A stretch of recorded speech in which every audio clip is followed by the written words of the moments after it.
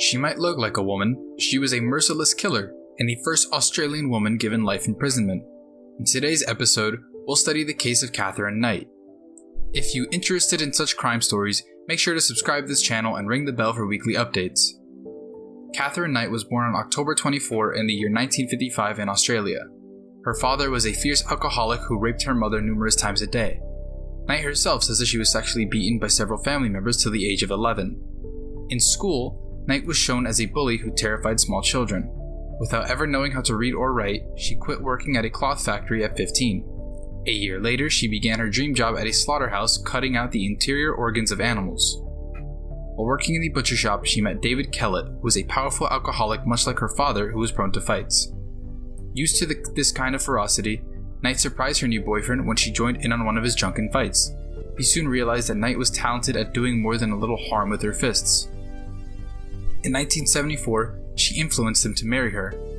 Kellett was often disloyal and once even left his wife and 2 daughters in the middle of the night. After learning of Kellett's affairs, Knight placed their 2-month-old infant on the local train tracks.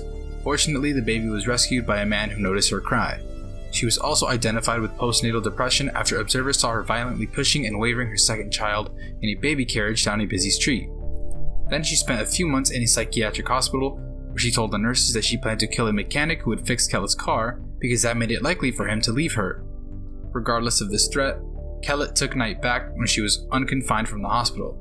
Their reunion did not last long, and Knight went through a period of deep suffering after Kellett did finally leave her.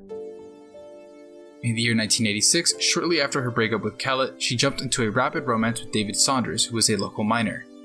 Within a few months, Saunders moved with her and her 2 daughters. Knight was always worried about what Saunders did when she was not around. Day by day, Knight became very jealous and suspicious. Like her preceding relationships, this one grew quickly toxic and fierce. At one point, she split the throat of his 2-month-old puppy in front of him, just to show how serious she was about their relationship. Still, she stayed and even had a daughter. But Saunders left Knight shortly after the birth because she had tried to kill him with a pair of scissors. She then met a man named John Chillingworth, and they stayed together for 3 years and had a child named Eric, who was Knight's first son. While no violent events have been reported about their relationship, it ended after Chillingworth learned that she was having an affair with a man named John Price. The beginning of Knight and John Price's relationship was worry-free. He had 2 older children who lived with him and seemed to like Knight, and he made enough cash as a minor to keep her contented. When this violent lady suggested getting married, John failed. After a few days, Knight forced Price to steal things from his company. Though he originally kicked her out, a few months later they started to see each other again.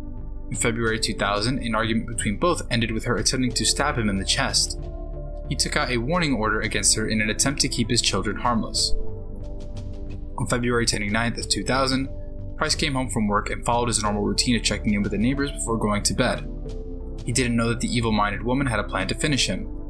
Knight came home shortly and made dinner, watched TV, and then went upstairs. Then Knight took a butcher knife and stabbed Price 37 times. She dragged his body downstairs and hung his body from a meat hook in the living room. This merciless killer beheaded him and cut up pieces of his body to cook in a dish, and then she made a dish for herself. The next morning, Price's co-workers called the police after he did not show up for his shift. The police arrived to find the crime scene and directly detained her. In the kitchen, police found Price's head getting boiled in a pot of vegetables. In October 2001, her trial began, but it did not get very far. The reason was yet to publish. Knight changed her plea to guilty, and the judge suspended the case without testimony. At the end of the story, we can say that Knight's childhood was responsible for all these. If you agree, please hit the like button, and if not, please share your opinion in the comment box. For latest crime stories, subscribe to this channel and hit the bell icon.